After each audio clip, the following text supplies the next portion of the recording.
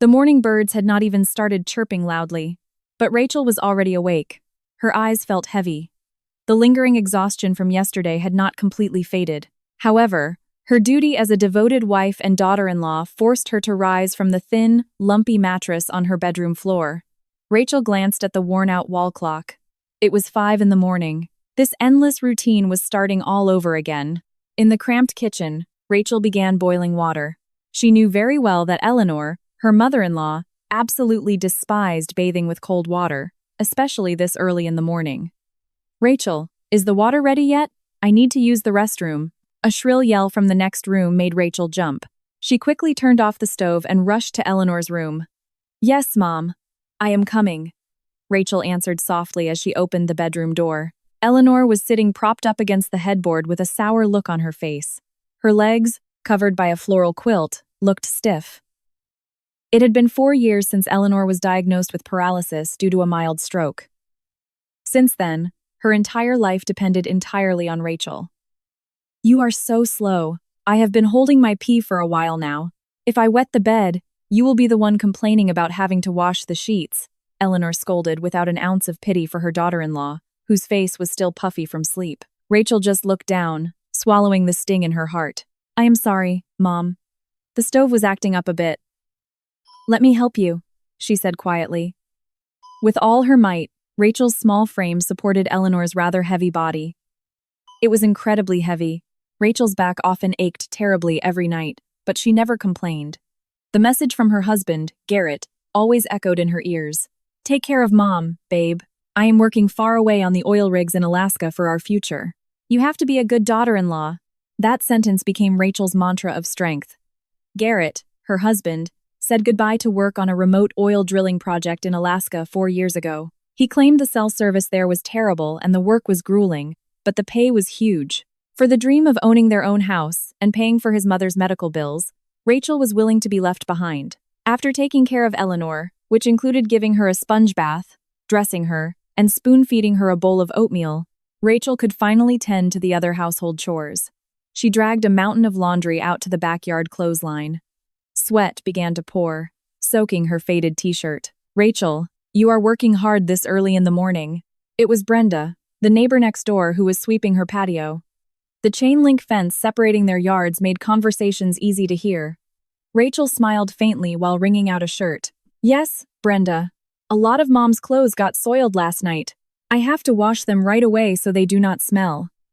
"Gosh, you are truly an angel, Rachel. You are so patient taking care of a paralyzed mother-in-law all by yourself. Your husband is rarely home, but you never complain. If my daughter were Eleanor's daughter-in-law, she would have run away by now," Brenda praised, shaking her head. Rachel only responded with a bitter smile. The praise of others could not patch the loneliness in her heart. In the 4 years Garrett had been gone, he had only come home 3 times. And even then, it was only for a short while, 2 days at the most, and then he would rush off again, claiming his foreman called him back to the rigs. That afternoon, after Eleanor took her nap, Rachel sat in the corner of the kitchen holding her old smartphone. The screen was cracked at the corner, but it still worked. With fingers trembling from missing him, she tried calling Garrett's number. Ring. Ring. The call went unanswered. Rachel tried again. This time, the call was declined. Shortly after, a brief text message came in. "I am at the drill site, babe. The machinery is too loud.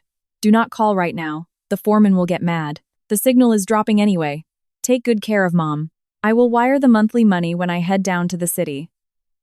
Rachel let out a long sigh. It was always the same excuse.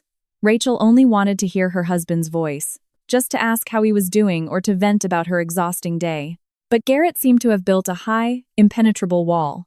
Oddly enough, Rachel often heard Eleanor laughing to herself in her bedroom while Rachel was washing dishes. Once, Rachel asked about it, and Eleanor claimed she was listening to a comedy podcast.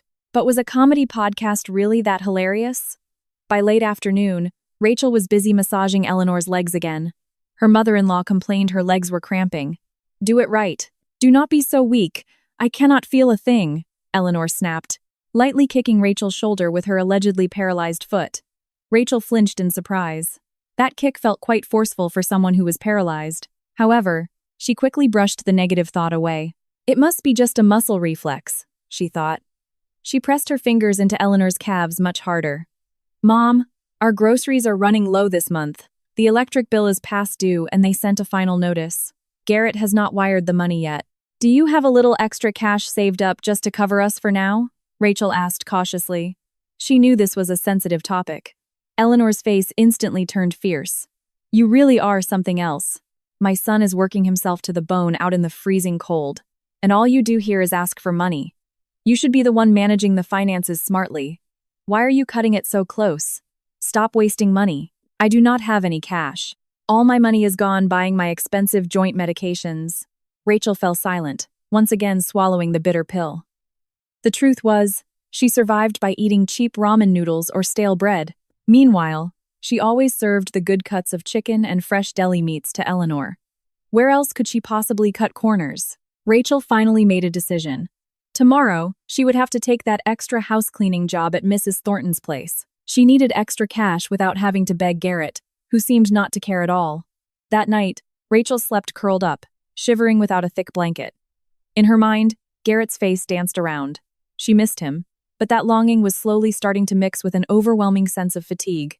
Without her realizing it, the wheels of fate were turning, preparing to unveil the veil that had been kept tightly shut in that cramped rental house. Rachel closed her eyes, praying that her husband would always be safe, not knowing that her sincere prayers were directed at the wrong person. The sun was already high in the sky when Rachel finally finished the last pile of laundry and scrubbing at Mrs. Thornton's large house. Her back felt stiff, and her fingers were pale and wrinkled from being submerged in soapy water for too long. However, that exhaustion was slightly cured when Mrs. Thornton handed her $60 in cash. For other people, that amount of money might only cover a single meal at a decent restaurant, but for Rachel, this was a lifeline for the next few days. At the very least, she could buy slightly better food for Eleanor, her mother-in-law, who constantly demanded premium service even though their finances were in ruins. Rachel, here is a $20 tip to buy yourself some nice face wash. Freshen yourself up a bit. You are still young, but your face looks as exhausted as an unironed shirt, Mrs. Thornton joked while slipping the extra $20 bill into her hand. Rachel smiled shyly, accepting the blessing with trembling, grateful hands. Thank you so much, Mrs. Thornton. This is more than enough. Please pray for us. I hope Garrett gets his bonus soon so I do not have to keep bothering you. Mrs. Thornton looked at Rachel with a gaze full of pity that was hard to decipher. She let out a soft sigh before whispering, as if afraid the wind would hear. Rachel, honestly, I find it a bit strange. Your husband works on the oil rigs, right? From what I know, oil workers make bank. My nephew, who only drives a supply truck out there, sends his wife $5,000 a month. How is it that Garrett, who is supposed to be a foreman, sends you practically nothing? That question felt like a fine needle piercing right into Rachel's chest. She often wondered the same thing in silence, but always brushed it off with positive reasoning. Maybe Garrett's living expenses out there are high, ma'am. He says the cost of living in remote Alaska is incredibly expensive. Not to mention, he told me he is saving up to buy us a house. Mrs. Thornton just nodded slowly, though her eyes clearly showed disbelief. Well, I will just pray for the best. Be safe on your way home. Throughout her walk to the bus stop, Rachel's mind was in turmoil. Mrs. Thornton's words kept echoing in her head. It was true. Garrett had been working for 4 years, yet their savings were still at absolute zero. Even just to eat every day, Rachel had to sweat buckets working as a cleaning lady. Where was all the money from her husband's hard work going? But again, Rachel tried to kill those doubts. She could not assume the worst about her own husband. It was bad luck to think that way. When she arrived back at the rental house, a quiet atmosphere welcomed her. The front door was unlocked. Rachel stepped inside and found Eleanor sitting in her beat-up wheelchair in the living room, staring at the television showing a celebrity gossip program. As soon as she saw Rachel walk in, Eleanor's flat expression immediately turned sour. Where have you been, Rachel? Coming home at this hour. I am starving. You are so cruel, leaving your paralyzed mother-in-law to starve all by herself, Eleanor lashed out. Her voice was shrill, completely contrasting with her supposedly weak and helpless body. Rachel hurriedly put down the plastic bags containing the hot chicken stew she bought from a local diner. I am sorry, Mom. There was so much to clean at Mrs. Thornton's house today. I brought you your favorite chicken stew. Let me feed you.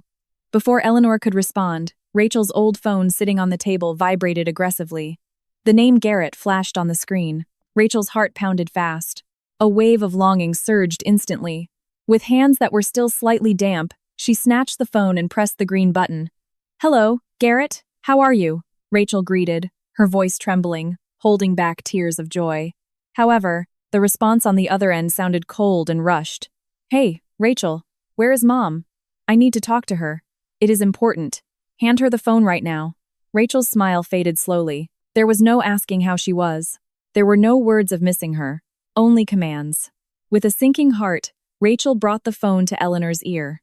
"Mom, Garrett wants to speak with you." Eleanor's previously grumpy face instantly brightened up like the sky after a storm. She snatched the phone with a swift hand movement, very swift for someone who frequently complained her hands were stiff from arthritis. "Hello, my sweet boy. Oh my goodness, Mom misses you so much, honey." Eleanor's voice turned incredibly sweet and full of energy. Rachel stepped back a few paces, sitting on a worn dining chair while observing the interaction. There was a bizarre sight that triggered her instincts. Eleanor was laughing freely, roaring with laughter hearing Garrett's stories on the phone. Her body shook with laughter. Her legs, which were supposed to be paralyzed, were seen twitching along to the rhythm of her crisp laughter. Her face was flushed, looking perfectly healthy. Where did the old woman who was just groaning in hunger and pain disappear to? "Oh, really? Wow, that sounds delicious." "Ha ha ha. Yes, yes. I will tell Rachel later. Do not worry. Everything is safe and sound here. You take care of your health out there. Do not skip meals," Eleanor said with a very cheerful tone. The conversation lasted a long time. 5 minutes, 10 minutes, until nearly 20 minutes. Rachel could only stare blankly. She was Garrett's wife, yet she was not even given the chance to speak for more than 10 seconds. A sense of jealousy crept in. Not romantic jealousy, but jealousy over such blatantly unequal attention. After she had her fill of laughing, Eleanor finally pulled the phone slightly away from her ear. Her face switched back to serious mode. "Here, your wife wants to talk. Say something before his minutes run out," Eleanor stated coldly, shoving the phone back toward Rachel. Rachel took the phone with whatever hope she had left. "Hello, babe?" Garrett's voice sounded flat, as if his energy had been entirely sucked dry while talking to his mother. "I just wired $300. You need to stretch that out, okay? The drilling project is slow right now, so my bonuses have not dropped." $300, Garrett? Rachel choked up. "But Mom needs her joint medication, which costs $120. We are out of groceries, and the rent is a week past due. Can you not send a little more? I am exhausted, Garrett. I cannot keep cleaning houses every day." Rachel's voice grew hoarse, holding back the tears fighting to get out. There was a brief silence on the other end, followed by a harsh sigh. "You need to stop demanding things all the time. What is wrong with you? I am out here working my bones to dust, risking my life. You are just lounging around the house, taking care of Mom and complaining all the time. Be a little grateful. You should understand your husband's situation," Garrett snapped. Rachel's tears finally spilled over. Lounging around? Her hands were calloused from scrubbing other people's floors just to afford a bite of food, and her husband said she was lounging around. "I am not demanding things, Garrett. I am just asking for fairness. I am your wife too." "Oh, whatever. The signal is bad. If I get some extra cash, I will send it. Take good care of Mom. Watch yourself if Mom reports you doing anything stupid to her." Click. The call was disconnected abruptly. Rachel stood frozen, with the phone still pressed to her ear. That long beeping sound felt like it was slicing her heart, hurting worse than any screaming ever could. She stared at the phone screen as it slowly went dark as her feelings right now. $300. In this city, that amount of money was only enough to buy groceries for a couple of weeks if they pinched every penny. That did not even include the electric bill, the water bill, and Eleanor's special needs. "Hey, stop daydreaming. Where is my food? I am shaking because I am so hungry." Eleanor's yell shattered Rachel's thoughts. The old woman had reverted to her original mode, fierce and demanding. The cheerful aura while on the phone with Garrett vanished without a trace, as if swallowed by the earth. Rachel wiped her tears roughly with the back of her hand. She got up, grabbed a bowl, and poured the chicken stew. When she fed the first spoonful into Eleanor's mouth, her mother-in-law immediately spit it back out. "Ugh, this is too salty. Are you trying to poison me? Just because Garrett sent you a little bit of money? You feed me this garbage?" Her eyes glared sharply. Rachel knew perfectly well her cooking tasted fine. She purposely did not say much. only grabbing a tissue to wipe the leftover food from Eleanor's chin. I am sorry, Mom. Maybe your taste buds are a little off today. I will make you some sweet tea. Excuses. Just admit that you are pissed off at Garrett and taking it out on me. Eleanor slapped Rachel's hand away roughly. Rachel stepped back, suppressing her sobs so they would not break out. In her heart, she screamed. Why could Garrett be so gentle to his mother, but so cruel to her? And why did Eleanor do a complete 180-degree turn in just a matter of seconds? Something was wrong, very wrong. That night, Rachel could not sleep. She recalled Eleanor's face during the phone call earlier. That was the face of a very healthy person. There were no lines of pain whatsoever. And Garrett. The background noise when Garrett called earlier did not sound like loud drilling machinery or the harsh winds of Alaska like he always described. It was quiet, occasionally filled with the faint sound of car horns and soft classical music. Rachel shook her head vigorously. Impossible. Maybe it was a radio in the workers' barracks. Rachel got up from her mattress, walking slowly toward Eleanor's room to check on her mother-in-law. The bedroom door was slightly ajar. Rachel peeked in. Under the dim light of the bedside lamp, she saw Eleanor sitting on the edge of the bed, not lying down in pain, but sitting upright while counting stacks of $100 bills, a very thick stack. Rachel's eyes widened. Where did Eleanor get that much money? Rachel remembered perfectly well. She never gave Eleanor cash because Rachel bought all the necessities herself. Garrett said he just wired $300 to Rachel's bank account, so it was impossible that the cash was sent by mail from him. Rachel held her breath, terrified of being caught. Eleanor looked satisfied, kissing the bills, and then slipping them underneath the mattress, right in the center where it was hard to reach. After that, Eleanor laid back down, pulled up the blanket, and in an instant, soft snoring could be heard. Rachel's legs went weak. She backed away slowly, returning to her room. This puzzle was getting more confusing.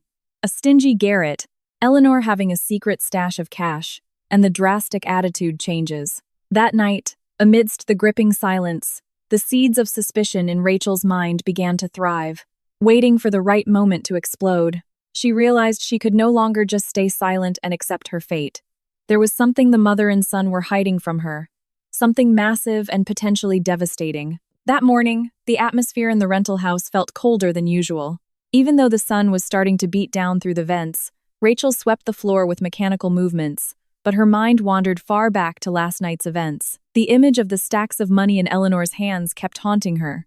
How was it possible that her mother-in-law, who constantly whined about having no money for medicine, was actually hiding hundreds of dollars in cash under her mattress? That curiosity pushed Rachel to gather the courage to ask. While bringing warm tea to Eleanor's room, Rachel tried to bait a conversation.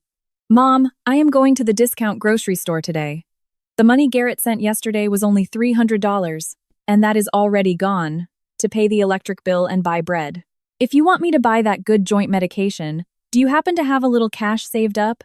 Because the grocery budget is absolutely tight, Rachel asked in the softest tone possible. Her eyes stared intently at her mother-in-law's face. Eleanor, who was brushing her graying hair, immediately stopped. Through the dull vanity mirror, she glared sharply at Rachel standing behind her. What do you mean by that, Rachel? Are you accusing me of hoarding money? Eleanor's voice rose. The feigned tone of offense was thick in the air. Do you think a paralyzed woman like me can just magically print money? Steal it from a bank? My only money comes from the pity of you and Garrett. If Garrett sends a little, then that is our luck. Do not go shaking down a sick old woman. Rachel swallowed hard. That is not what I meant, Mom. Last night I woke up to use the bathroom, and I saw your door open a crack. I think I saw you holding a lot of cash. Crash. The teacup on the nightstand was knocked over by Eleanor's hand, falling and shattering into pieces. Hot tea puddled on the floor. Eleanor screamed hysterically, her face turning beet red, but her eyes betrayed a panic she tried to mask with anger. Oh, so now you are playing spy. You are peeking at me while I sleep. You have a lot of nerve, Rachel. That was not money. Those were just old debt receipts from my late husband that I was reading over for the memories. Are your eyes going blind? Or is your heart just so rotten that you would accuse your own mother-in-law of hoarding money? Rachel quickly crouched down to pick up the broken glass. I am sorry, Mom. I must have seen it wrong. Please do not be mad. Your blood pressure will go up. Rachel chose to back down. Arguing with Eleanor in the morning would only drain her already thin energy. However, her inner voice refused to believe it. Old debt receipts do not look like crisp $100 bills. Eleanor's lies only thickened the wall of suspicion in Rachel's heart. After cleaning up the broken glass and making sure Eleanor was calm, or at least quiet, Rachel excused herself to go to the grocery store. She walked down the narrow neighborhood streets, heading out of the rundown housing area.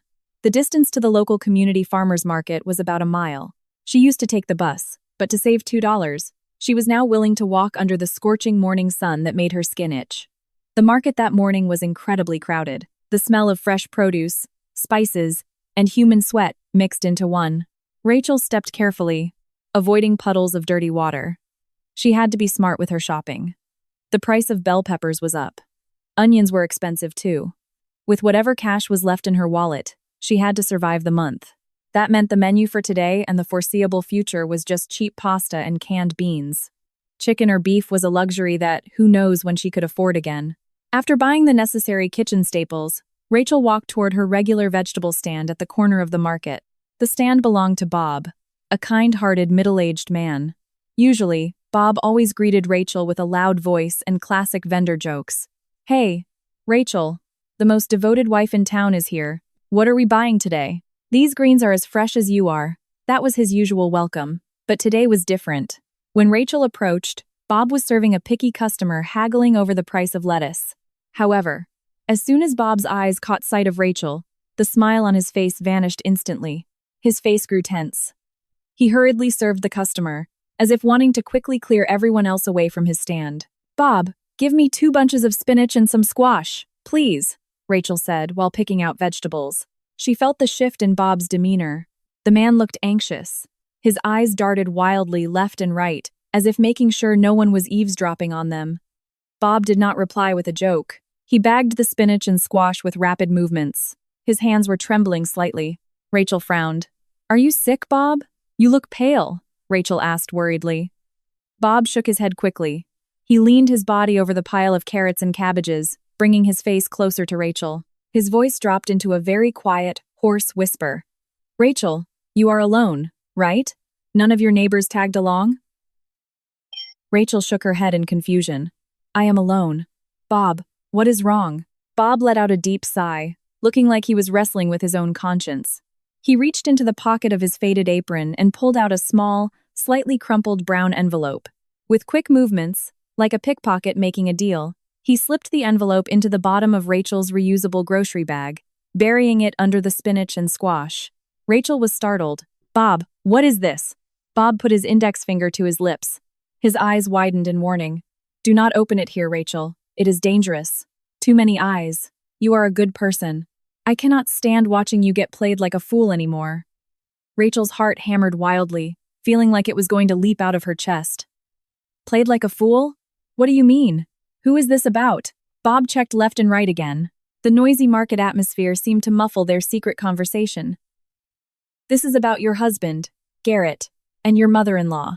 The moment Garrett's name was mentioned, Rachel's knees went weak. The bad feeling that had haunted her since yesterday felt validated. Bob knew something about Garrett. Did he have an accident in Alaska? Is he sick? Rachel fired off questions, her voice trembling. Bob looked at Rachel with eyes full of deep pity. A look of pity that made Rachel's pride feel shredded. "Worse than sick, Rachel. Much worse. I see him all the time." "Ah, never mind. Just open that envelope later when you are home. But remember my warning." Bob gripped Rachel's arm gently but firmly. "Open it when you are completely alone. Do not let Eleanor know you have this envelope. If she finds out, things will get real messy. That woman, she is a two-faced snake." Rachel's jaw dropped. Bob, who she always knew to be polite, dared to call Eleanor a snake. Just how massive was the secret this old man was keeping? "All right, go home now. Do not look confused. Act normal," Bob commanded, letting go of her arm as another customer approached. He went back to shouting, though it sounded forced. "That will be $10 total, Rachel. Cheap and fresh." Rachel handed over a $10 bill with cold, sweaty hands. She accepted Bob's thank you with a stiff nod. Her mind was blank, but her chest felt incredibly tight. Rachel walked out of the market like a person in a daze. The grocery bag in her hand felt 10 times heavier. Not because of the spinach or the squash, but because of the brown envelope hidden at the bottom. The envelope seemed to radiate a heat that burned her curiosity and her fear all at once. What was inside? Was it Garrett's termination letter? Debt notices? But why did Bob say she was being played? And why was Eleanor called a snake? Rachel's footsteps quickened. She wanted to get home immediately, but on the other hand, she was terrified to face whatever reality was inside that envelope. The walk home, which usually felt long due to the heat, now felt so incredibly short. Every step brought Rachel closer to a truth that might destroy the foundation of the life she had fought so desperately to maintain. When she reached the front of her street, Rachel stopped for a moment under an oak tree. She regulated her heavy breathing. She rearranged the vegetables in her bag, making absolutely sure the envelope was out of sight. She had to act. She had to look completely normal in front of Eleanor. Rachel closed her eyes for a second, praying in her heart, God, whatever is inside this envelope, give me strength. If this is the answer to my prayers about this anxiety, then show me the way out. With trembling hands, Rachel walked into the yard of her rental house. From inside, the loud sound of the television could be heard. Eleanor must be watching her daytime soap operas. Rachel took a deep breath, put on a mask of toughness, and opened the door. I am home, Mom. I am back from the store, she announced loudly, trying to cover up the storm in her chest. However, Rachel knew that once she opened that envelope, her life would never be the same again. A new chapter of her suffering, or perhaps her awakening, was about to begin. And the envelope from Bob was the key. What took you so long, Rachel? Did you go to the store or build one? I have been starving for hours. My medication is late too. Eleanor's grating voice immediately welcomed Rachel as soon as she stepped over the threshold. The old woman narrowed her eyes, staring suspiciously at Rachel's grocery bag, as if afraid her daughter-in-law was hiding delicious snacks to eat herself. Rachel tried to neutralize her still-racing heartbeat. She gripped the handle of the bag tightly, making sure the brown envelope at the bottom did not shift a single inch. The checkout line was long. Mom, the store was packed today. I also picked out the freshest spinach for you, Rachel answered, her voice sounding slightly hoarse. Excuses. Let me see. Eleanor reached her hand out, wanting to rummage through the bag. Panic seized Rachel. If Eleanor found the envelope now, it would be the end of her. Instantly, Rachel's brain spun, looking for an excuse. She grabbed her stomach and winced in pain. Oh, Mom, my stomach hurts so bad. I think I ate something bad this morning. I need to go to the bathroom right now. Mom, I cannot hold it. Without waiting for Eleanor's approval, Rachel sprinted straight to the cramped bathroom at the back of the house near the kitchen. She ignored Eleanor's shouts, cursing her out for being disrespectful. You disrespectful brat. I want to see the groceries and you run away. Watch it if you take too long in there. The dirty dishes are piling up. Rachel slammed the cheap hollow-core bathroom door and locked it tight. She was gasping for air. In that tiny, stuffy, damp room, this was the only place she had any privacy. Rachel reached into her pocket and pulled out the crumpled brown envelope Bob gave her. The object felt hot in her hands. With violently trembling hands, Rachel tore the edge of the envelope. Inside were not letters, but several photographs printed on glossy photo paper. Rachel pulled out the first photo. Her blood felt like it stopped flowing entirely. In the photo was Garrett, her husband, the man who was supposedly struggling in the freezing wilderness of Alaska, covered in oil and sweat for their future. But in that photo, Garrett looked completely different. He was wearing a crisp, light blue button-down shirt. His hair was styled neatly like a young executive. He was sitting in a plush leather booth. In front of him was a large plate holding a thick steak and a glass of expensive red wine. Rachel held her breath, pulling out the second photo. This time, Garrett was not alone. Sitting next to him was a gorgeous woman. Her skin was flawless, her hair styled in elegant dark waves, and she was wearing a dress that looked very expensive. The woman's arm was wrapped lovingly around Garrett's. They were both laughing freely, looking at each other with eyes full of love. Garrett's smile in that photo was a smile that had long been absent from Rachel's life. The smile that once made Rachel fall in love was now being given away for free to this strange woman. Rachel's tears fell, dropping right onto the glossy surface of the photo. But the biggest shock was in the third photo. The photo was taken from a bit of a distance, but it was perfectly clear. Garrett was standing, carrying a little boy. The boy was fair-skinned, had big round eyes, and his face. His face was an exact carbon copy of Garrett's. The boy was laughing happily while holding a balloon. Beside them, the beautiful woman from before was smiling while holding the child's little feet. They looked like a happy family, a perfect family. Rachel covered her own mouth so her screams of agony would not be heard outside. She slumped to the cold, damp bathroom floor. She flipped the photo over, hoping for an explanation, but there was only a digital date stamp in the bottom corner. 1 week ago. 1 week ago. Rachel stared back at the first photo. Her eyes narrowed, paying attention to the background. Behind Garrett, there was a neon sign that read, Skyline Prime Steakhouse. Rachel knew that place. It was a high-end restaurant located in the downtown district of this very city, the city where Rachel lived. It was only about 6 miles away from this rundown rental house. Rachel's world collapsed instantly. So all this time, Garrett was never in Alaska. The stories about the remote rigs, the bad cell service, sleeping in barracks, eating instant noodles, all of it was a lie. Rachel felt nauseous. Her stomach actually hurt now. Not from food poisoning, but from the brutal impact of reality. For 4 years, Rachel lived like a slave, eating cheap pasta, burying her longing, getting verbally abused by Eleanor, doing hard manual labor until her hands were rough and calloused. For what? To fund Garrett, who was apparently living a life of luxury in the exact same city. Oh God, Garrett, why? How could you? Rachel sobbed quietly. Her voice was caught in her throat. She looked at the little boy's face in the photo again. He was about 3 years old. That meant Garrett already had a relationship with that woman during the first year he supposedly left for work. Or maybe Garrett never went away for work at all. He left to build a brand new family. Suddenly, the pieces of the puzzle began coming together in Rachel's head. The tiny allowance, the excuses for not being able to talk on the phone, Eleanor having a secret cash stash, Eleanor laughing freely on the phone with Garrett, and Bob's pitying look. Everything made perfect sense now. Eleanor knew. Her mother-in-law definitely knew everything. Rachel was not just betrayed by her husband, but she was played by her own mother-in-law. The two of them conspired to make Rachel their cash cow and free live-in maid. Eleanor enjoyed Rachel's sincere care, while Garrett enjoyed his new life without the burden of taking care of a sick mother. Rachel, did you die in there? You are taking forever. I need to pee. Loud banging on the bathroom door startled Rachel. Rachel hurriedly wiped her tears. She could not be weak. She could not fall apart right now.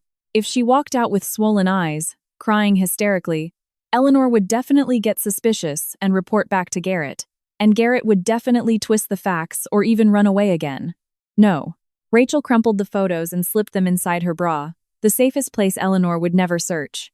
She turned on the faucet, splashing her face with water repeatedly to disguise her swollen eyes. She stared at her reflection in the mirror, the face of an idiot who had been scammed raw for 4 years. But the look in her eyes in that reflection slowly began to change.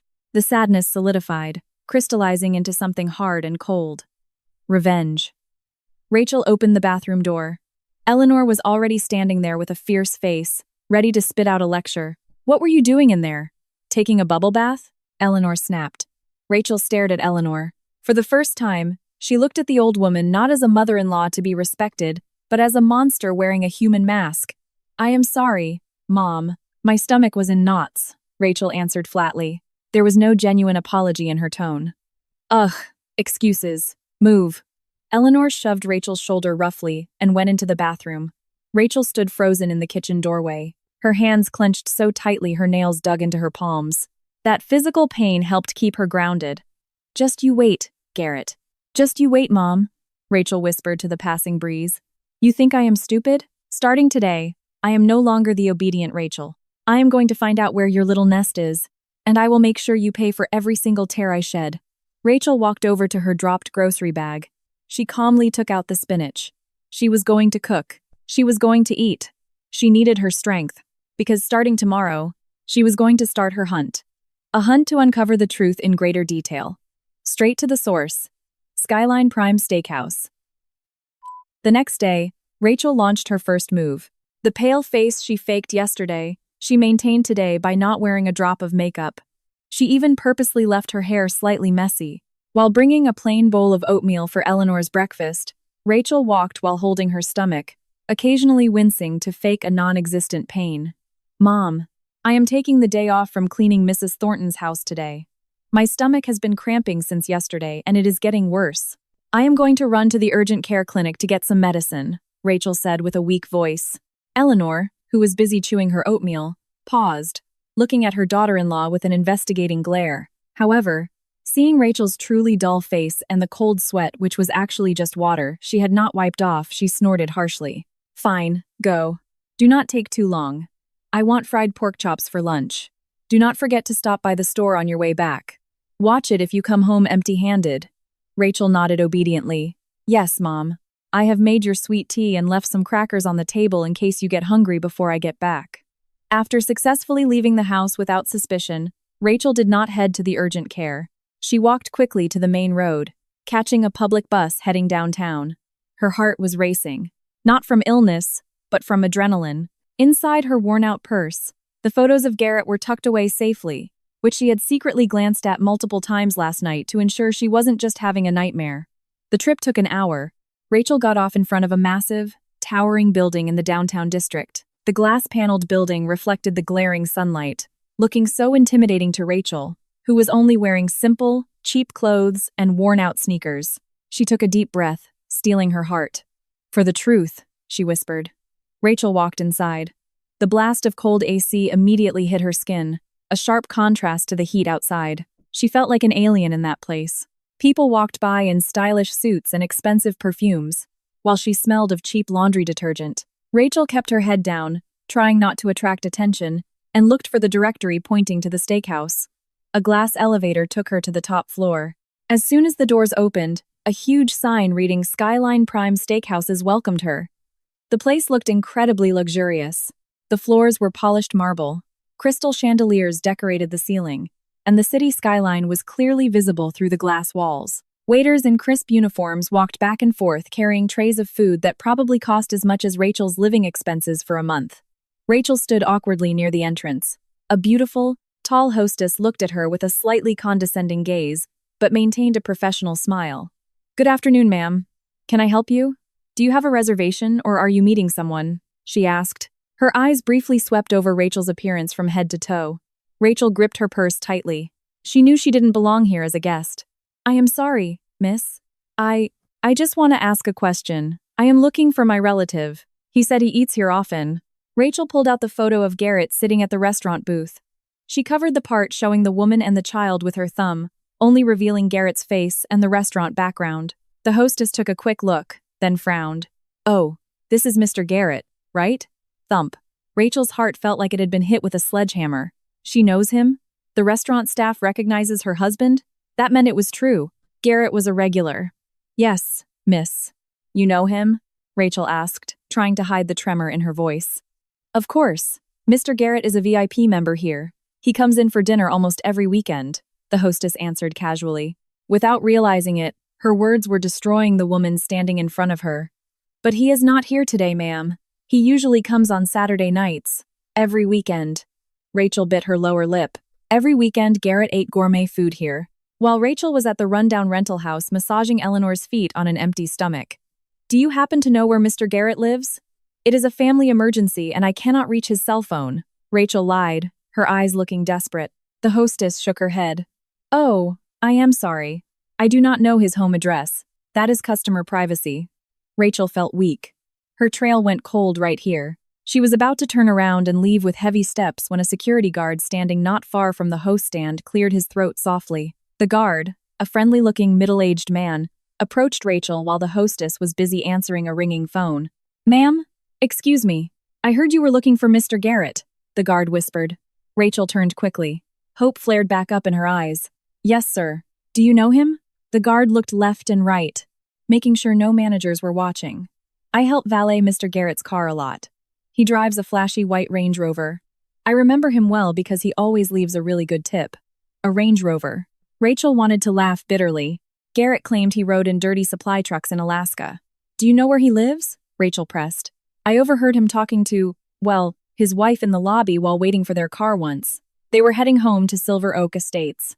You know, that exclusive gated community they just built on the south side.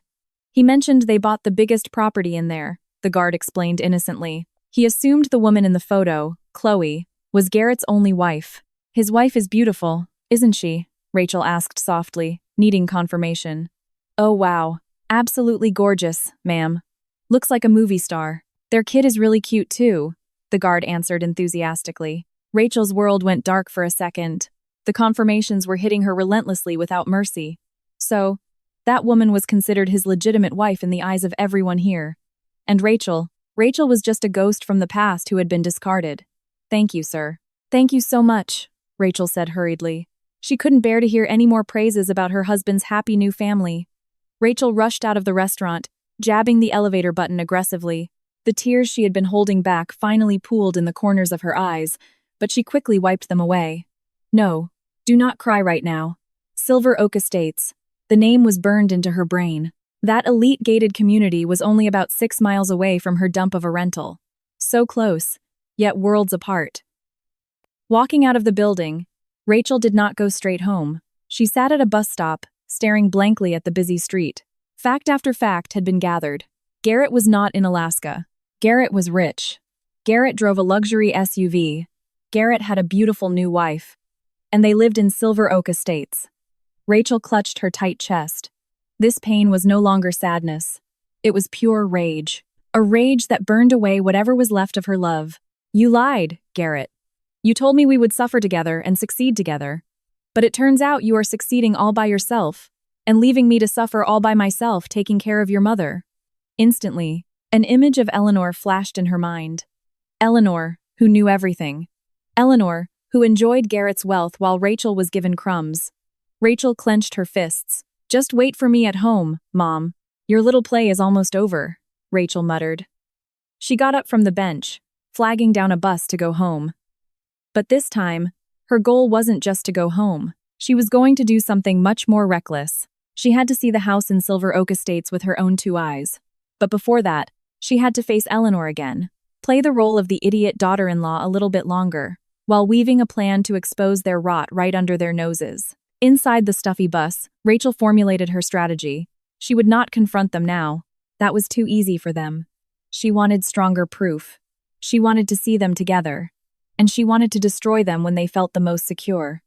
Rachel stared out at the streets with a cold gaze, the gaze of a woman whose heart had been deadened by betrayal. The late afternoon sun left streaks of orange in the sky when Rachel arrived back at the rental. In her hand, she carried a plastic bag containing fresh pork chops, Eleanor's special request. During the bus ride home, Rachel had drafted a script in her head. She had to play it smart. If she blew up now, she would just be labeled a rebellious daughter-in-law and kicked out with nothing. Meanwhile, Garrett and Eleanor would continue living peacefully on top of her suffering. I am home, Rachel called out as she opened the door. What took you so long? Did you go to the store or grow the pigs yourself? I have been starving for hours. I missed my medication time. Eleanor's harsh greeting immediately echoed from the bedroom. Rachel took a deep breath, putting on a faint, stiff smile. She walked into Eleanor's room. Her mother-in-law was lying on her side, massaging her forehead, acting as if she had a massive migraine from starving. I am so sorry, Mom. The bus took forever. I brought some thick pork chops. I am going to fry them up nice and crispy with mashed potatoes, just the way you like them, Rachel said with a fake, gentle tone. Eleanor's eyes instantly lit up hearing the dinner menu, though she tried to maintain her annoyed look. Fine, hurry up. Do not burn them. And watch it if they are too salty like yesterday. Rachel headed to the kitchen and started prepping the meat. Her mind wandered to the figure of the beautiful woman in the photo. Chloe, the name the guard mentioned. Rachel imagined how Chloe was served like a queen in a luxury restaurant, while she was here smelling of raw meat just to serve the mother of the husband who betrayed her. The knife in Rachel's hand sliced through the meat with slightly more force than usual. After the food was ready, Rachel brought a tray with warm mashed potatoes, crispy fried pork chops, and rich gravy to Eleanor. The savory aroma filled the stuffy room. Eleanor, who was previously acting weak, suddenly found her strength and sat up straight without any help.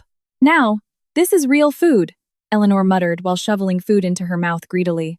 She ate so fast, as if terrified someone would steal her portion. Rachel sat on the floor, massaging Eleanor's supposedly numb legs. She waited for the right moment. While Eleanor was busy chewing a crispy piece of meat, Rachel threw out her bait. Mom, Rachel called out softly. What now? Asking for money again? Eleanor replied without looking, her mouth full. No, Mom. Earlier on the bus, I overheard some women gossiping. They said their neighbor's husband claimed he was working hard out of state. But it turns out, he secretly married a rich widow over there. His first wife back home was lied to for years, Rachel narrated. Her eyes intensely watched Eleanor's expression. The movement of Eleanor's hand, which was about to grab her glass, paused for a second. Just a fraction of a second, but Rachel caught it. It was an unnatural pause. So what? You have too much time on your hands listening to cheap gossip, Eleanor sneered, resuming her meal. But this time, she chewed much slower. I just feel bad for the first wife, Mom. She was so loyal, waiting around, taking care of her mother-in-law, only to get betrayed, Rachel continued, purposely emphasizing the words, taking care of her mother-in-law. Mom, hypothetically, if Garrett turned out to be like that, if Garrett actually had another, richer wife, would you be mad at him? Clatter. The fork in Eleanor's hand dropped onto the plate. The old woman's face turned beet red instantly. She snapped her head toward Rachel, her eyes bulging. Her breathing became heavy, but behind that anger, Rachel saw something else. Fear, panic, the look of someone caught red-handed.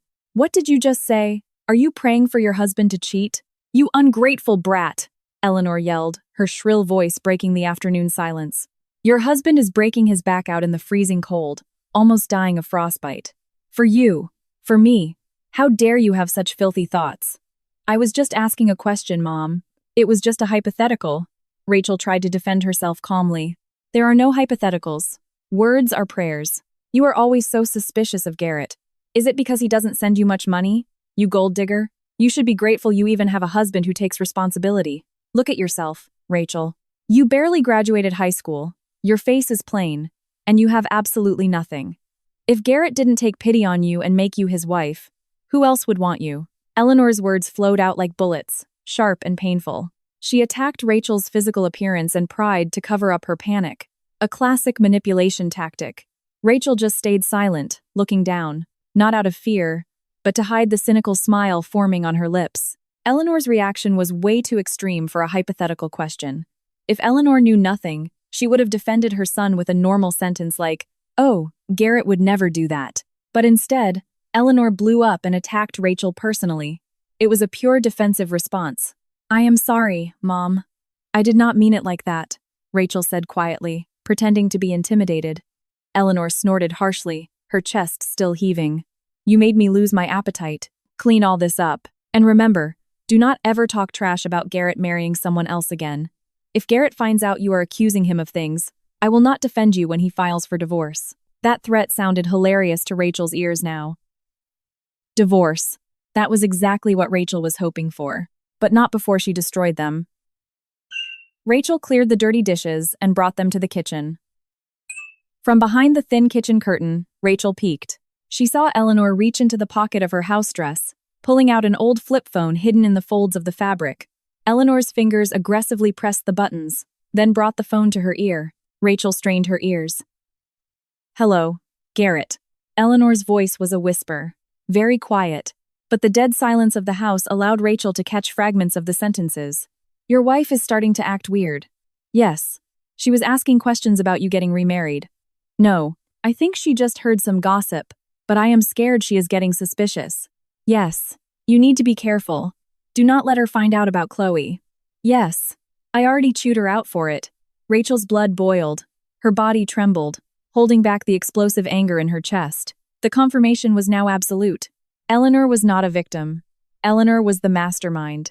Eleanor was the loyal keeper of secrets, not for the sake of her son's marriage, but for her own comfort, spoiled by the money from Garrett's new wife.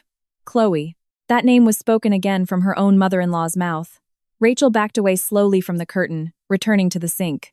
Her tears fell one by one, dropping onto the greasy plates. But this time, she didn't wipe them away. She let that pain seep into every cell of her body, transforming her sadness into fuel for a revenge that would never burn out. You think I am stupid?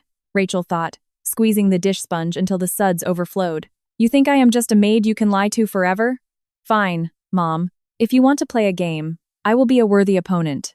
Enjoy your last few days of peace, because a storm is coming very soon. That night, Rachel slept feeling strangely much calmer. She was no longer haunted by uncertainty. Her enemy was clear. Her target was clear. Tomorrow she would begin the next step, gathering stronger physical evidence to trap them all in an undeniable snare. That secret bank book. Rachel had to find it. The opportunity Rachel had been waiting for finally arrived 2 days later. The morning was bright, the sun shining fiercely, though a cool breeze blew. Eleanor, who was usually too lazy to move, suddenly asked to be taken out to the front porch. "Rachel, wheel me out front. I want to sit in the sun. They say morning sun is good for old bones like mine so they don't get brittle," Eleanor commanded while adjusting the blanket over her legs. Rachel nodded obediently and patiently. She pushed Eleanor's wheelchair out of the house, positioning it perfectly under the shade of an oak tree so she got sunlight but wouldn't overheat. "Here is your warm tea, Mom. I am going to step inside for a minute to change your bedsheets. They smell stale. I am worried you will get a rash," Rachel said, creating her excuse. "Fine, go. Make sure it is clean. Do not do a half-assed job," Eleanor replied without looking back, busy waving to a passing neighbor to show off her image of an ailing mother being pampered by her daughter-in-law. Rachel rushed back inside the house. Her heart was racing. This was a golden moment. Usually, Eleanor never wanted to leave her room when Rachel cleaned it, always watching her like a prison warden. Rachel went into Eleanor's room and pulled the door halfway shut. The smell of medicinal rub and the stale scent of an old room hit her nose. Rachel went straight to the old metal bed frame where Eleanor slept. She pulled off the faded floral sheets. Her eyes scanned every corner of the heavy mattress. "Where does she hide the money?" Rachel muttered. Her hands started feeling under the pillows. Nothing. Under the wardrobe, there was only dust. Rachel looked back at the bed. She remembered that night, seeing Eleanor slip something under the center of the mattress. Rachel took a deep breath, mustering all her strength to lift the incredibly heavy mattress by herself. "So heavy," Rachel complained, holding the mattress up with her shoulder. Her hand felt along the wooden slats of the bed frame, and her fingers brushed against something. Between the wooden support slats, there was a black canvas bank bag, neatly duct-taped so it wouldn't fall, but hidden perfectly from view if someone was just changing the sheets. Rachel pulled the bag out with trembling hands. Inside, there was a dark blue bank ledger from a major national bank and thick stacks of $100 bills bound by rubber bands. Rachel ignored the cash for a moment. Her eyes locked onto the bank ledger. Holding her breath, Rachel opened the first page. The account holder's name was clearly printed, Eleanor Higgins. Rachel flipped to the next page to see the transaction history. Her eyes widened, as if her eyeballs were going to pop out of her skull. The numbers printed there made her instantly dizzy. May 1st, incoming wire transfer, $4,000. June 2nd, incoming wire transfer, $4,000. July 3rd, incoming wire transfer, $5,000. Bonus. The list of numbers continued every single month for the last 4 years, never dropping below $3,000 a month. Rachel looked at the final balance at the very bottom. Total balance, $150,000. Rachel collapsed to the floor. The bank book slipped from her hands. $150,000. Rachel's tears fell, not out of sadness, but out of an agonizingly deep heartbreak. She remembered an incident a week ago when she had to beg the local grocer to let her buy a loaf of bread on credit because she was out of cash. She remembered when she had a high fever but was too terrified to go to the doctor because she couldn't afford the copay, settling for just drinking hot water. She remembered when Eleanor screamed at her relentlessly because Rachel bought cheaper, thinner cuts of meat to save money. "Oh God. You are both so evil," Rachel hissed. Her voice shook violently, full of rage. All this time, Garrett had been sending $3,000 to $5,000 a month to his mother, but to Rachel, a measly $300, and even that was often late, with the excuse that he hadn't been paid yet. And Eleanor, that old woman, was sitting on a mountain of cash worth a small fortune. But every single day she acted as if she were the poorest person in the world who needed pity. Every bite of cheap ramen Rachel ate, every drop of sweat she shed cleaning other people's toilets, was apparently just entertainment for Eleanor. Her mother-in-law purposely let Rachel suffer. Maybe deep down, Eleanor laughed watching her daughter-in-law work like a dog, while she hoarded her son's wealth. This money should be a wife's right too, Rachel thought bitterly. At the very least, to eat properly. But she took it all of it. Rachel grabbed her beat-up phone from her pocket. With hands still shaking from emotion, she photographed every page of the bank ledger. She took a clear picture of the final balance. She also took a picture of the stacks of $100 bills inside the black bag. This was undeniable proof of pure greed. The sound of Eleanor coughing came from the porch, followed by a yell calling Rachel's name. "Rachel, what is taking so long?" "I am thirsty again," Rachel gasped. She quickly shoved the ledger and the cash back into the black bag, then duct-taped it back into its exact original position under the mattress. She made the bed quickly, ensuring no trace was left behind. Rachel stood up, regulated her breathing, and wiped her tears away roughly. Her face, which was just filled with sorrow, now turned hard. Her gaze was ice cold. The respect and love she once had for her mother-in-law had been completely incinerated, replaced by pure, unadulterated hatred. Rachel walked out of the room carrying the dirty sheets. As she passed Eleanor on the porch, Rachel smiled. A very sweet smile. But Rachel's eyes weren't smiling at all. All done, Mom. The bed is all made. The money.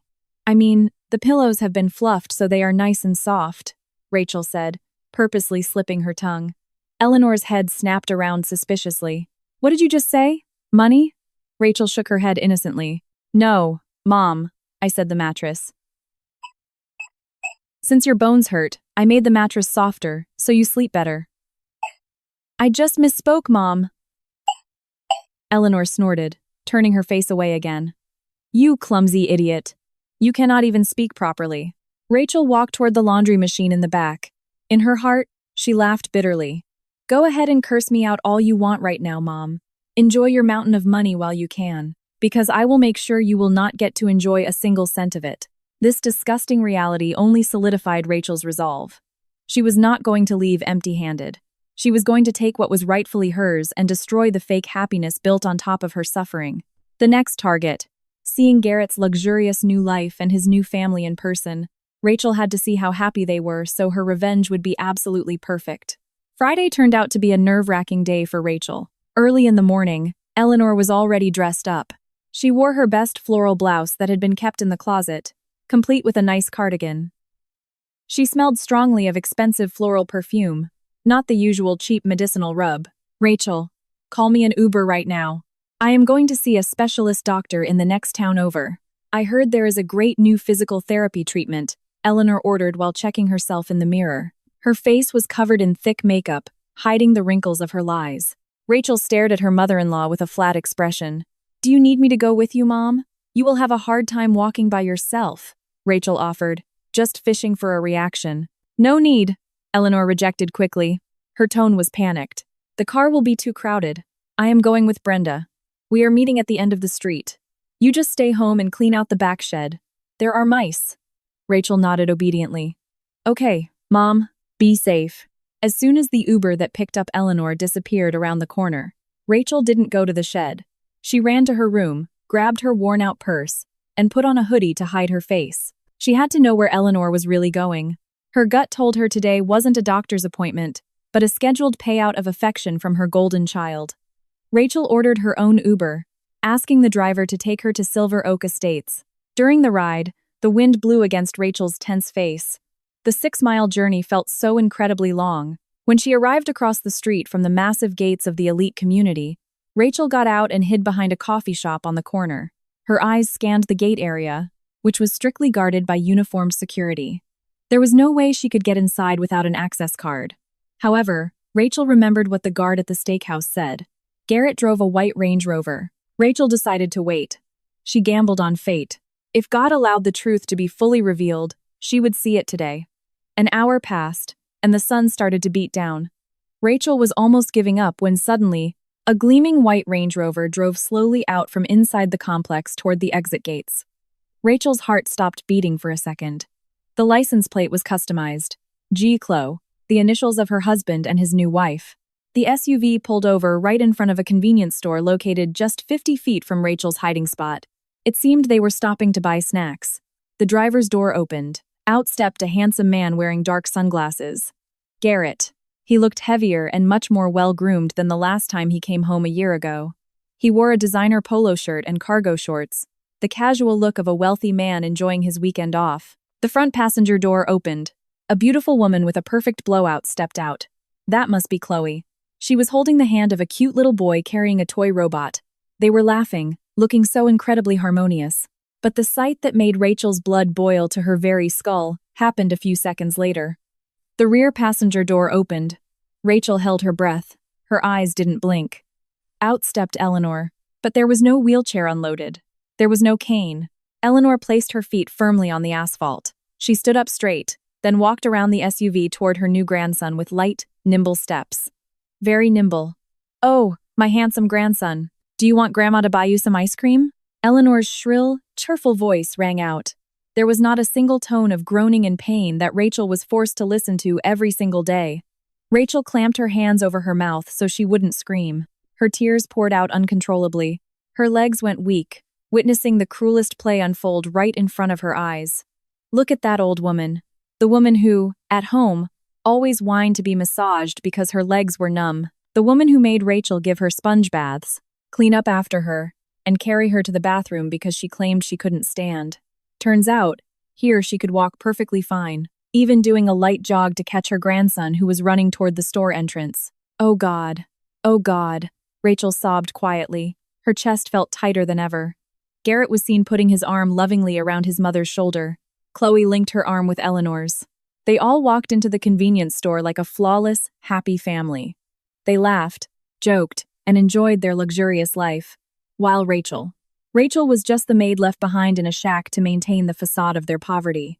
Rachel was the sacrificial lamb, so Eleanor had an excuse not to live with her wealthy son and new daughter-in-law. Perhaps Chloe didn't want the burden of living with her mother-in-law, but Eleanor could still enjoy the luxury facilities regularly. Rachel pulled out her phone with violently shaking hands. From behind the wall of the coffee shop, she recorded a short video. She zoomed the camera in on Eleanor, who was walking out of the store licking an ice cream cone, laughing freely without a care in the world. The recording was only 15 seconds long, but it was enough to destroy their lives later. "Garrett," Rachel whispered with a wild look in her eyes, "you had the heart to let your wife become a slave to your perfectly healthy mother. You let me be destroyed just for your mother's comfort." The Range Rover drove off, leaving the convenience store parking lot. Rachel stood frozen there, staring at the dust kicked up by the luxury SUV. The pain in her heart slowly solidified, freezing into a cold, sharp resolve. There were no more tears. There was no more pity. Rachel wiped the remaining tears off her cheeks roughly. She watched the video on her phone one more time. The evidence was complete. The motive was clear. The culprits were identified. Rachel turned around and headed to the bus stop to go home. But this time, she wasn't going home to serve. She was going home to set the stage for an execution. Eleanor would come home later this afternoon with fake stories about doctors and bitter medicine. And Rachel would welcome her with a dessert that her mother-in-law would never forget for the rest of her life. "Have fun today, Mom." "Laugh all you want," Rachel muttered coldly on the noisy bus. "Because tomorrow, you won't be able to laugh anymore." Rachel clutched her purse. The plan in her head was perfectly arranged. She was going to cook Eleanor's favorite meal tonight. She was going to be the absolute sweetest daughter-in-law before dropping the ticking time bomb that would obliterate their charade down to its very roots. The trip home felt very short as revenge pumped adrenaline through Rachel's veins. The final act of this game had begun. Rachel arrived at the rental house with a terrifyingly light step. Her face was calm, too calm for someone who had just witnessed the ultimate betrayal of her life. Inside the quiet house, Rachel began her final preparations. She didn't pack her bags right away. That would be too obvious. She had a much cleaner plan. First, Rachel went into Eleanor's room. She lifted the heavy mattress again. This time, she didn't just peek. With quick movements, she grabbed the black canvas bag containing the cash and the bank ledger. Rachel transferred the contents into her own personal tote bag that she had hidden behind her clothes in her closet. In its place, she stuffed the black bag with stacks of old newspaper she had cut to the size of dollar bills. She taped it back up and placed it right back under the mattress. Let Eleanor experience the ultimate shock therapy when she checks her treasure chest later. After that, Rachel began packing her clothes. She didn't take everything, just the essentials. A few changes of clothes, her diploma, her marriage certificate, and the gold jewelry left by her late mother, which thankfully she had never sold, despite their extreme poverty. She shoved it all into an old suitcase she hid under her own bed. Once the packing was done, Rachel went to the kitchen. She started cooking. The rich, heavy aroma of savory spices soon filled the room. Rachel was making chicken Alfredo, Eleanor's absolute favorite meal, completely loaded with heavy cream, butter, and cheese. She cooked it with love, ensuring it tasted incredibly delicious. "Eat as much as you want later, Mom. Consider this your last supper," Rachel muttered while stirring the thick, bubbling sauce. By early evening, Rachel had showered and dressed neatly. She wore her best, cleanest shirt. The house was swept clean. The dining table was set perfectly with plates and glasses of fresh iced tea. Everything looked perfect, as if welcoming royalty. At 7 p.m., the sound of an Uber pulling up was heard out front. Rachel peeked through the window. The car door opened, and Eleanor stepped out. But look at that! The old woman was performing her miraculous transformation again. Before entering the yard, she paused, hunched her back, put on an agonizing expression, and began dragging her feet, as if it took monumental effort just to take a step. The Oscar-worthy acting had resumed. Rachel opened the door with a wide smile. "Welcome home, Mom." "Wow, I was so worried waiting for you all day," Rachel greeted with a fake, cheerful tone. Eleanor walked in, limping heavily, holding onto the doorframe. Her face was scrunched up sourly. "Oh, Rachel, my lower back feels like it's going to snap. The doctor said my pinched nerve is getting worse. I am so exhausted from sitting at the clinic waiting for my prescriptions all day." Rachel hurriedly supported Eleanor, walking her to the dining chair.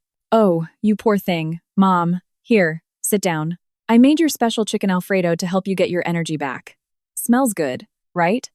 Eleanor's eyes instantly lit up, seeing the massive bowl of steaming, creamy pasta. She completely forgot her lower back pain.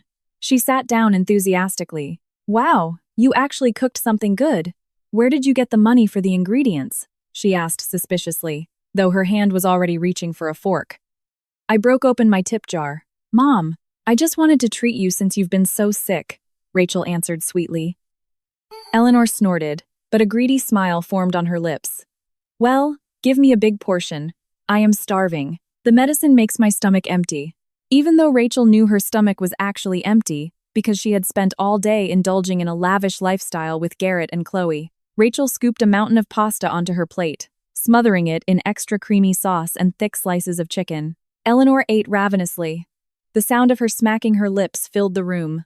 Rachel sat across from her, just watching her mother-in-law eat without touching her own food. "Eat slowly, Mom, or you will choke," Rachel said softly. This is good. For once, you actually seasoned it right," Eleanor praised with her mouth full. Rachel smiled. "Of course, Mom. I cooked it with all my heart. Oh, by the way, Mom, the landlord stopped by earlier." Eleanor stopped chewing for a second. "The landlord? What for? Asking for trash collection fees?" "No, Mom. He was just confirming who lives here. I told him that starting tomorrow, I probably won't be living here anymore," Rachel said casually. Eleanor choked. She coughed violently, her face turning red. Rachel quickly slid a glass of water over, but didn't bother patting her back. She just watched. "What?" Eleanor coughed. "What do you mean, Rachel? Are you running away? Are you going to be a disobedient wife and abandon your sick mother-in-law?" Eleanor snapped after her coughing fit subsided. Her eyes bulged with anger. Rachel kept smiling, but this time, the smile turned ice cold. "Not running away. Mom, moving. The lease on this place is up tomorrow, and I do not have the money to renew it. Garrett hasn't sent the cash, right? The lease is up?" Eleanor panicked. She had completely forgotten about the lease renewal date because she was too busy enjoying her secret luxurious life. "Then where are we going to live? Under a bridge? Call Garrett right now and tell him to wire the money." Rachel shook her head slowly. "No need to bother calling Garrett, Mom. I already have other plans. Besides, you have your savings. Do not tell me you forgot." Eleanor's face drained of all color instantly. "What savings? Stop talking nonsense." Rachel stood up from her chair. She walked slowly around the dining table, stopping right behind Eleanor's chair. She leaned down, whispering directly into her mother-in-law's ear. "The savings under your mattress, Mom. The black bag with $150,000 in it. The money from Garrett." Eleanor's body went stiff as a board. The fork in her hand dropped, clattering onto the floor. Her secret was out. Her heart hammered against her ribs. Cold sweat began pouring down her temples. "How? How did you know?" Eleanor's voice shook violently. It was no longer fierce. Rachel stood up straight, walking back to stand in front of Eleanor. Her face was now completely devoid of expression. Her eyes were sharp and piercing. "I know everything, Mom. Everything. About that money, about Garrett never setting foot in Alaska, about Chloe, about your new grandson, and about the fact that you can walk and jog like an Olympic track star." Eleanor's jaw dropped. Her mouth hung open, but no sound came out. She looked like she was seeing a ghost in broad daylight. "So, Mom," Rachel continued with a tone of finality, "enjoy the rest of your chicken Alfredo tonight. Because tomorrow morning, right at sunrise, I am leaving this place. My bags are already packed. You can figure out the rest of your life on your own. Maybe you can go for a morning jog to Garrett's house in Silver Oak Estates. You are strong enough, right?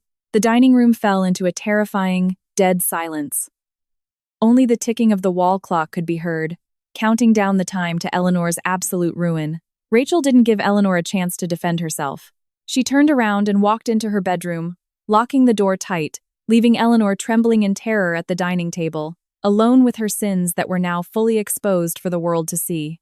The next morning, the air inside the rental house felt incredibly suffocating. It was as if the oxygen refused to enter a room so thick with tension. Rachel was fully dressed in her simple clothes. Her old suitcase stood upright next to the front door, a silent witness to her departure. Eleanor sat on the living room couch with a wrinkled face. Her eyes were swollen, the remnants of crying in pure panic all night long. She looked at Rachel with a desperate gaze, a mix of anger and sheer hopelessness. "Are you really leaving, Rachel? How could you have the heart to leave me stranded like this?" Eleanor's voice cracked, trying to squeeze out whatever drops of pity might still exist in her daughter-in-law's heart. Rachel smiled faintly while adjusting her jacket in the mirror. "Have the heart? Weren't you the one without a heart?" 4 years, Mom. 4 years I was treated like your personal cash cow and live-in slave. I think that is more than enough to pay off any debt I owe as your daughter-in-law. But Garrett will be furious if he finds out you left.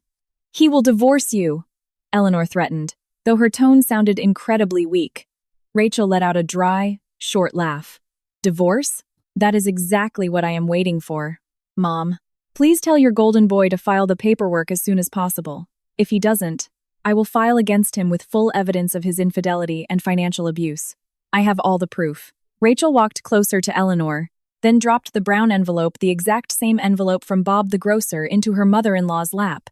"Here is a parting gift for you, Mom. Photos of your son's happy life with his new wife. Keep them safe, just in case you miss your grandson when you are homeless on the streets later." Eleanor's hands shook as she touched the envelope. "W1. Where are you going? The lease is up today. Where am I supposed to live?" "That is not my problem anymore," Rachel replied coldly. "Oh, one more thing. You are probably wondering about your savings under the mattress." Eleanor's eyes went wide. She suddenly remembered her treasure. Rachel had already taken it last night. "I took the cash out," Rachel whispered, making Eleanor's face turn as white as a sheet of paper. $150,000. Consider that my back pay for the last 48 months of being your nurse, maid, and personal chef. If you divide that by my monthly salary, it comes out to about $3,000 a month. Pretty cheap for 24/7 premium care, wouldn't you say? Thief! Give me my money back." Eleanor shrieked hysterically, trying to lunge from her chair to attack Rachel. But in her panic, her foot tripped on the coffee table leg, and she fell hard onto the floor. Rachel didn't move an inch to help her. She just stared flatly at her mother-in-law writhing on the ground. "Do not yell thief, Mom. I am just taking what you and Garrett stole from my life." In that black bag under the mattress, I replaced the cash with cut-up newspaper. You can read the classifieds if you get bored. Rachel pulled the handle of her suitcase. The sound of the plastic wheels dragging across the concrete floor echoed loudly. "Goodbye, Mom. I hope you stay healthy so you can walk all the way to Chloe's house. It is about a 6-mile walk. But you are strong. You were jogging around that gas station parking lot just fine yesterday." Rachel pulled the front door wide open. The morning sunlight flooded in, shining down on Rachel, who was ready to step into her new life. "Rachel, do not leave. I am begging you. Who is going to feed me? Who is going to bathe me?" Eleanor wailed. Her tears poured down like rain. Her pride was completely shattered as she begged for mercy. Her fear of living homeless was far greater than her shame. Rachel stopped for a second in the doorway, but she did not turn around. "Ask God for help, Mom. Or ask Chloe. That is, if Chloe even wants to accept a con artist mother-in-law like you." "Oh, right. The landlord is coming in about 20 minutes to take the keys. Good luck out there, Mom." Without a single shred of hesitation, Rachel walked out. She pulled the front gate shut with a firm click. She walked away, leaving behind the sound of Eleanor's wails shattering the quiet morning. Rachel took a deep breath of the free air. The massive weight on her shoulders was gone. There was no more oppression. There were no more lies. In her bag was the capital to start a brand new life. Capital that was rightfully hers. She was never going to look back again. Let Garrett and Eleanor be destroyed by their own greed. Rachel smiled, but this time, It was a genuine smile welcoming a bright future that finally belonged to her. Moral of the story: honesty is the main foundation of any marriage. Never build your happiness on top of the suffering of others, especially your own spouse who has sacrificed sincerely. Greed and lies might be able to cover up the stench of a rotting secret for a little while. However, when the truth is finally revealed, the destruction that follows will be far more agonizing than the sacrifices that were taken for granted. Wealth can always be earned back, but a pure heart that has been destroyed can never be made whole again.